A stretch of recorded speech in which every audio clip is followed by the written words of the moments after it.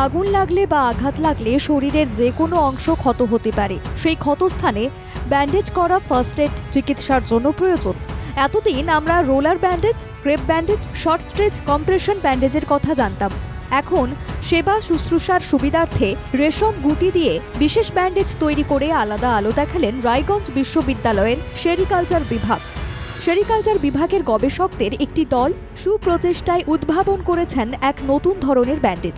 এই ব্যান্ডেজ অগ্নিদগ্ধ রোগীর ক্ষতস্থানে ব্যাকটেরিয়া সংক্রমণ রুখতে অত্যন্ত কার্যকারী। ফলে অগ্নিদগ্ধ রোগীদের মৃত্যুর হারও কমিয়ে দেবে এই ব্যান্ডেজ।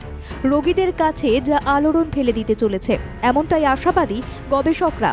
গবেষকদের মতে রেশম কীটের গুটি দিয়ে 5টি স্তরের সিলভার ন্যানোপার্টিকেল সমন্বিত এই ব্যান্ডেজ রোগীদের রোগ নিরাময়ে বড় সুবিধা করে দেবে। সাধারণত আগুনে পোড়া ব্যক্তির ক্ষতস্থানে যে সমস্ত ব্যাকটেরিয়া সংক্রমণ ঘটায় তা একাধিক ড্রাগ প্রতিরোধের ক্ষমতা সম্পন্ন হয়, কিন্তু সিলভার ন্যানো পার্টিকেল সমন্বিত এই ব্যান্ডেজে ক্ষতিকারক ব্যাকটেরিয়ার বিরুদ্ধে লড়াইয়ের প্রতিরোধ করবে বলে আশা গবেষকদের।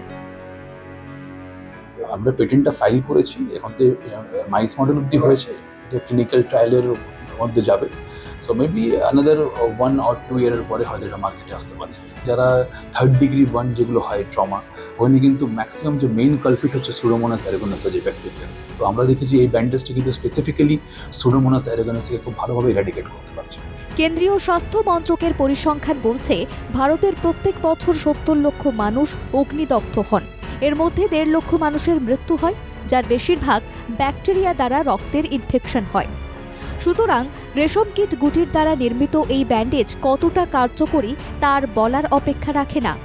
সম্প্রতি এই আবিষ্কারের পেমেন্ট পাওয়ার জন্য গবেষকেরা কেন্দ্রীয় সংস্থার কাছে আবেদন করেছেন। তার ভিত্তিতেই গত 2রা অগস্ট ইন্ডিয়ান পেমেন্ট জার্নালে তা পাবলিশ হয়েছে, যাকে ঘিরে খুশির আবহ বিশ্ববিদ্যালয় জুড়ে।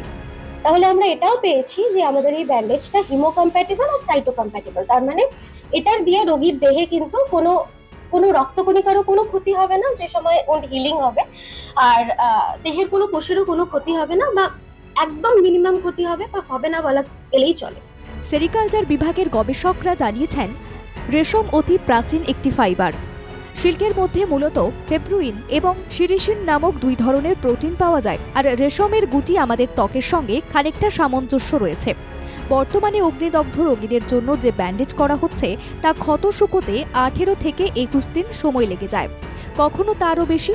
কিন্তু তারা সিল্ক কোকুন দিয়ে এই ব্যান্ডেজ তৈরি করেছেন, যা 8 থেকে 10 দিনের মধ্যে আগুনে পোড়া ক্ষত শুকিয়ে দিচ্ছে। সত্যেন মহন্তের রিপোর্ট, বাংলা জাগো।